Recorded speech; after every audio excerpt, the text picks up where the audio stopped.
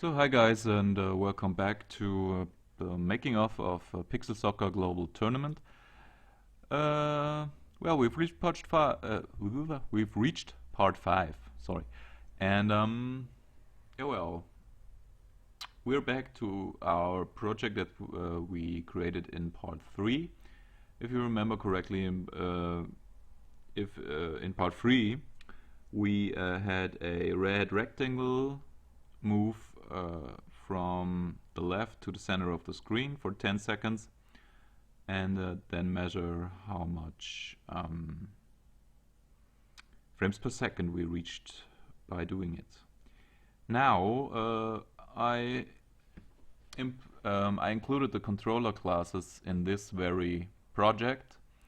You saw those last time, and I changed things up a bit. For one, the rectangle is now a rectangle which is 50 pixels wide and 50 pixels high, and at the beginning of our simulation it will be in the middle of the screen. Calculating the middle of the screen or the middle of the window I should say, is pretty easy. Of course, you just take the width and calculate the pixels, and then you remove the width of the rectangle, and then you divide it by 2. And after you've done it, subtract the 50 pixels and divide it by 2. You have basically the difference between the left start of the window and the start position of the rectangle. And then for the right hand side of the rectangle you just add 50 pixels, and the same goes for top and bottom. Then you instantiate the devices class, and we'll take our second device, which in my case is the 360 controller. And because this alone is not that exciting, we also implement one of the button clicks for the test. And in our case, of course, we have buttons like pass and shoot and change, but in our case, well, all of those are things that our rectangle won't be able to do, but the rectangle can move with different values for the speed. So we have a normal value for the speed, which is 1 pixel per frame, and a fast value, which is 3 pixels per frame. And in the game loop, the first thing we do, of course, is, as we saw the last time when we implemented the devices, the controlling and input devices, you have to refresh the state of the buttons in the loop. And as last time, if the pause button is pressed or escape is pressed, if we use the keyboard, the game loop will exit and the application will just close. And there is our run key. If the run key is pressed, our speed variable will be move fast, otherwise the speed variable will be move normal. And down here not much has changed. There's a little change here because now the left, right, top and bottom positions of the rectangle will be changed when the left controller, when the controller is pushed to the left, we'll just subtract speed, which will mean the rectangle will move 1 pixel or 3 pixels depending on the speed value to the left. And the same thing goes for the right and top and bottom.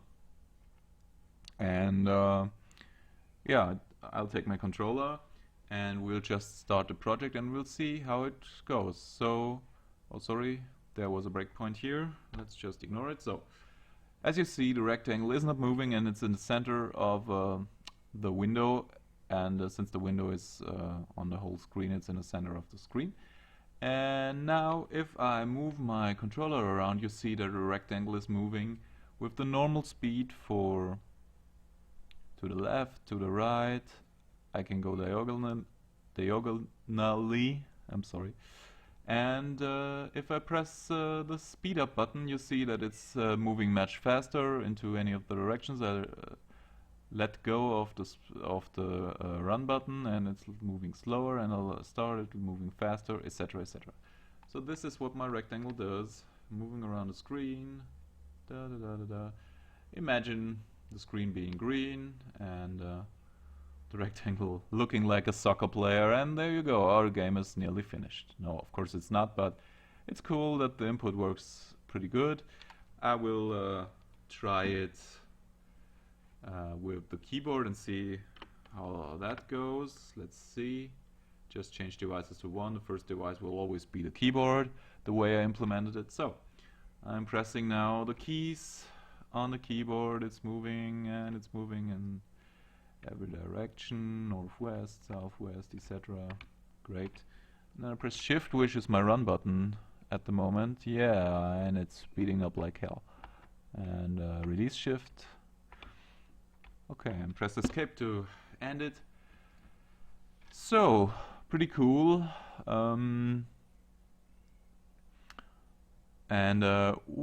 It wasn't hard to think about this. And this was just a small aftermath behind the controller implementation or the input implementation.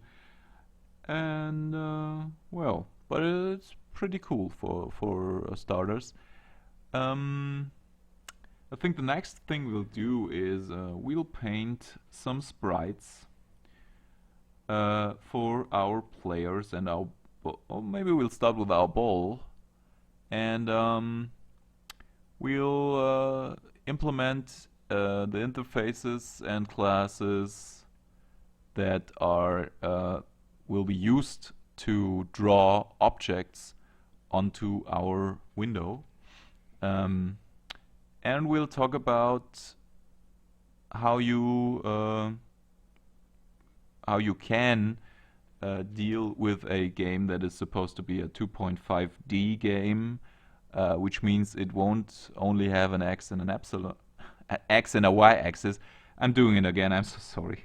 I'm so friggin' sorry. I hate it, and I will like start punishing myself for doing it in the future.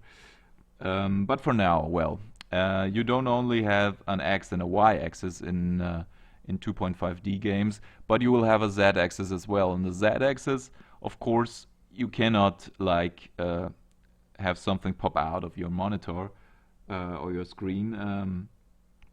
So you'll have to like just calculate some tricky display so that to trick the player's eyes into thinking that something like is above the ground or at an like an higher altitude.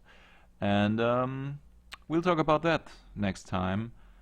And as I said, maybe we'll do some pixel painting players in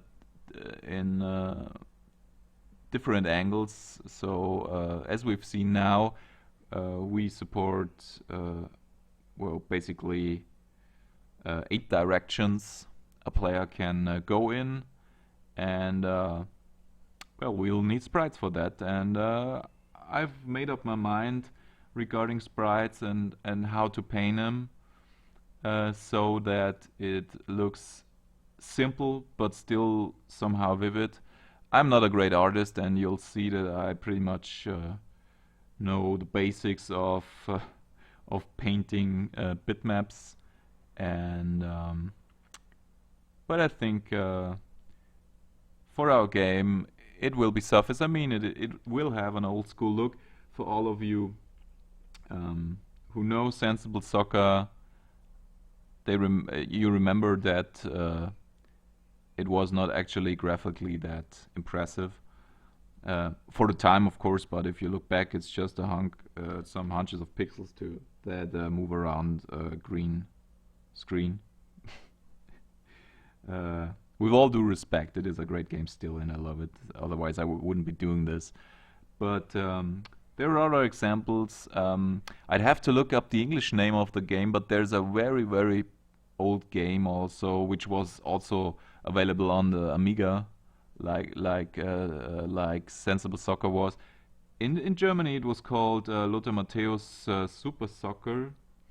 Lothar Matthäus, of course, was one of our greatest soccer players of all times. He was part of the team that won the World Cup in 1990, and he played for Bayern Munich until the end of his career, which was when he was about 38, I think, and he was still playing in the defense for Bayern on a very high level. What he does nowadays may not be everyone's business, but well, he's not a player anymore, so he can do what he wants. I mean, he's working as a coach most of the time, and sometimes, and but well, I didn't want to talk about Lothar Matthäus actually, but there was a game which was had the license to use his name, and the players in that game were pretty much just a bunch of pixels as well, but it still looked pretty cool, and you still could get into it, and I liked playing that game a lot because you could like edit it so much. I mean, you could edit all the names of the players, all the looks of the players, and the looks of the team's jerseys and shorts and stuff. And it looked, looking back at it, this was impressive for the time when it was released. And maybe I can find some screenshots. Well, I'll try to find some screenshot for you and maybe show you later. But I take those two games and I will try to do my best to, in a very easy manner, paint player sprites that do the job and still are easy enough so I can paint them and like rotate them and stuff. And I hope you'll be there, and you'll be there without laughing at me, honestly, because, well, as I said, I'm not a great artist as far as drawing and image creation and image editing is concerned. So bear with me if the first few sprites won't look too impressive. Well, okay, but so far for that. So this was the aftermath, seeing how the controller implementation or the input implementation works with our game loop and the drawing, the GDI drawing APIs. Works as expected. Maybe I implement a calculation of the frames that are reached, so we can later on. I think we can do this on the fly. At least if we do this now, the part won't be so short. So we will say just dim last loop time as date and dim loop count as long. Okay, so we will do last loop time and current loop time as date. Okay, so for that we will just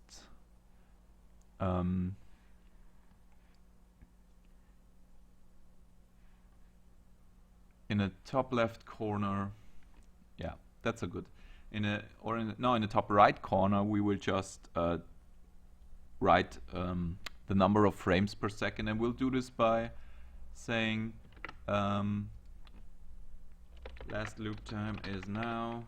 Okay, current loop time. After we drew everything, we will say current loop time is now, and if date diff second interval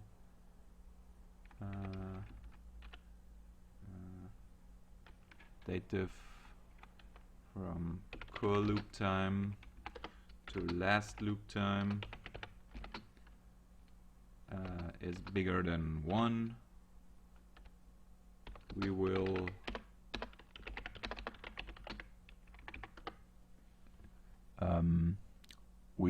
recalculate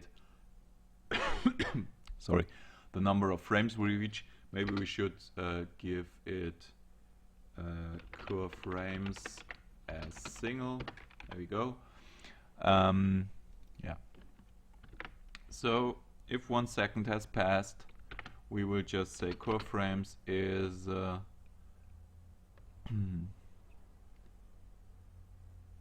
is loop count.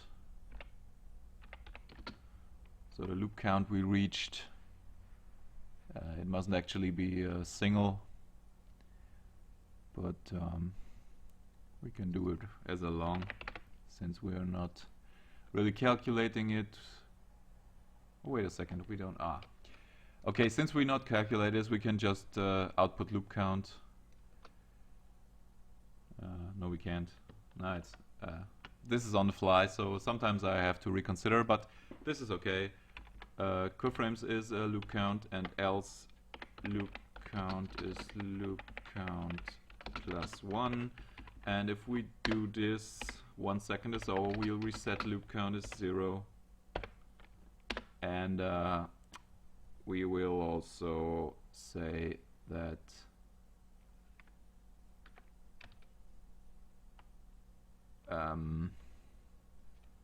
last loop time is core loop time. Okay. Else the loop is just increased, and then we will just print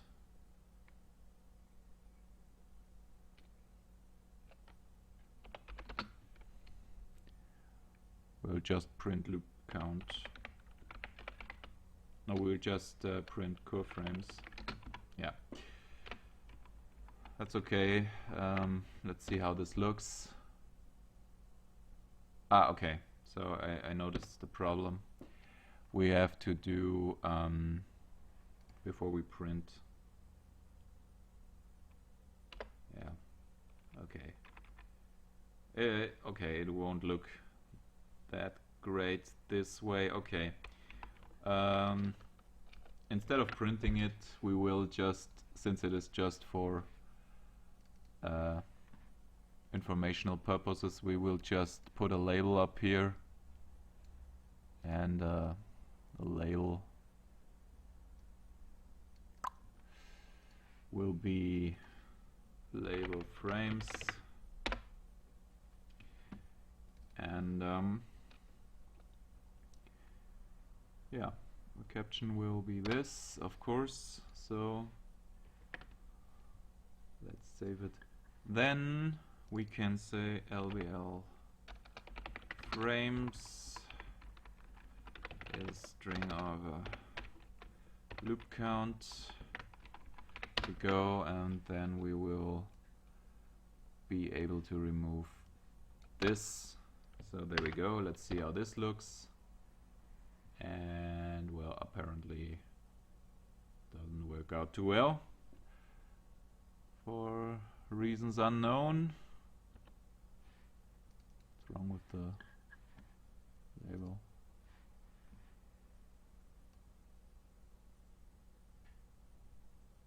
It's visible.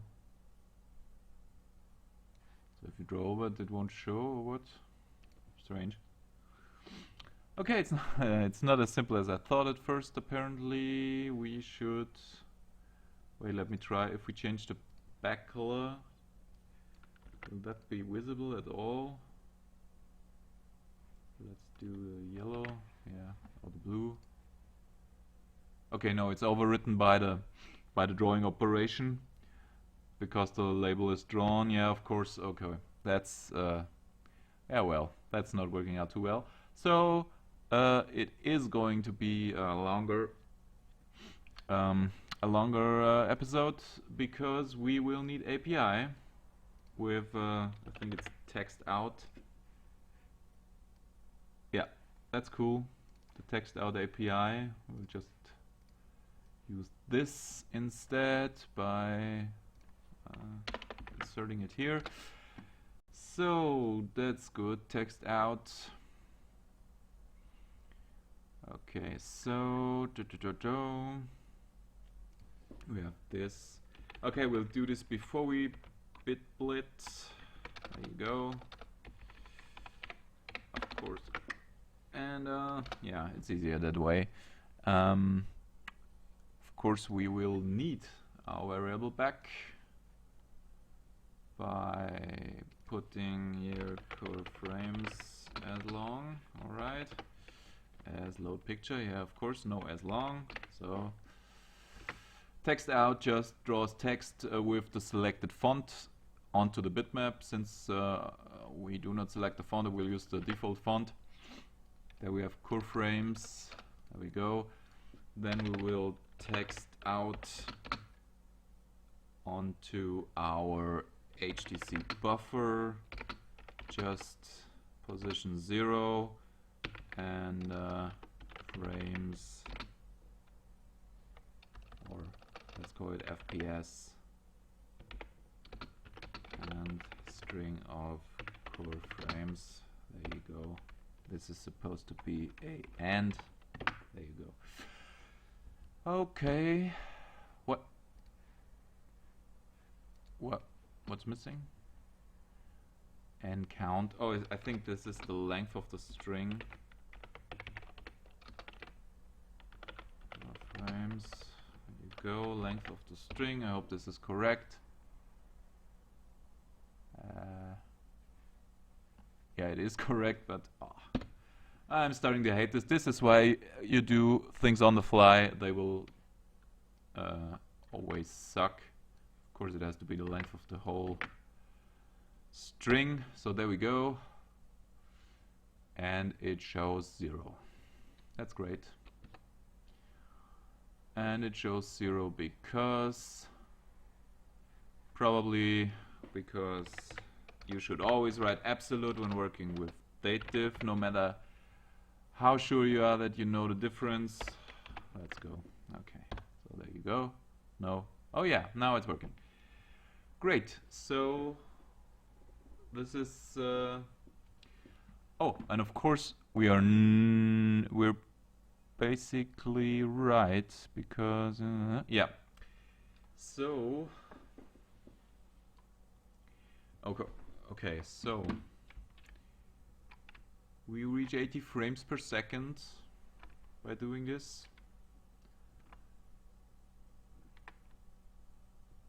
About 80 frames. Let me think about this. So we count the loops, but we do not loop. Yeah. Of course, we have to. Yeah. This is becoming tricky because we count the loops, but the loops we do not loop as many times as we can, but we loop every 17 milliseconds. So this means we have to actually do this as single, and then we have to, above everything else, dim a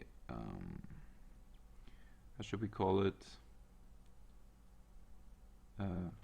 Sleep time as long, and let's say 10 milliseconds. It's easier that way. Of course, you can set it. You have to do, and it's not sleep time, of course, but it's sleep time. Okay, sleep time is 10 milliseconds in MS, so we don't forget it. Okay, so we have the sleep time, and we put sleep time here, and we have loop count divided by sleep time. So this will be the actual frames per second, and then of course instead of this we will format it with 2 digits. That's it as well. Okay, so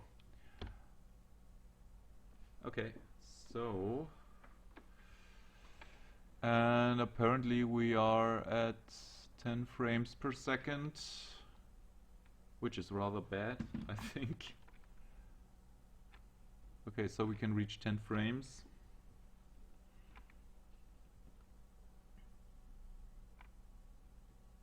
Is this right? It is. Would be. Let me just think about it. We wait a second, and the loop counts are actually every 10 seconds and every. No, this is totally not right. I'm sorry. I don't know what I was thinking, because, of course, the loop is equivalent to a frame. And of course, if we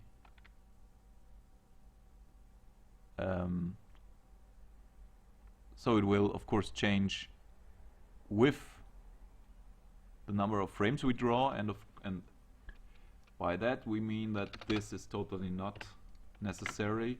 So I don't know, was a bit weird to think that, but well, now it will be more correct. And okay, this means, yeah, of course, this means we can reach around 100 frames per second. It's much too much. We don't need so many frames, of course, but it's good to see that it can be reached, of course. So yeah, now at least you already found out how to print text onto your bitmap, onto your back buffer, and you can of course change the standard font, but why would you for that? It's pretty okay that way.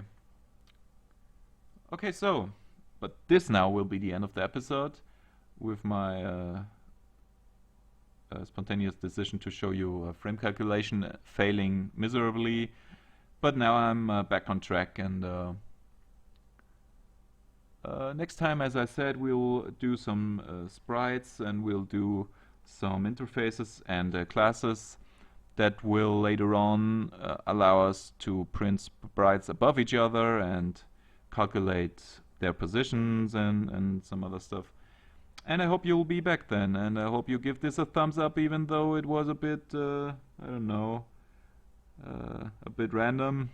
But while I'm speeding up my rectangle and running around the screen, I say this is it for today, and thank you and goodbye till next time.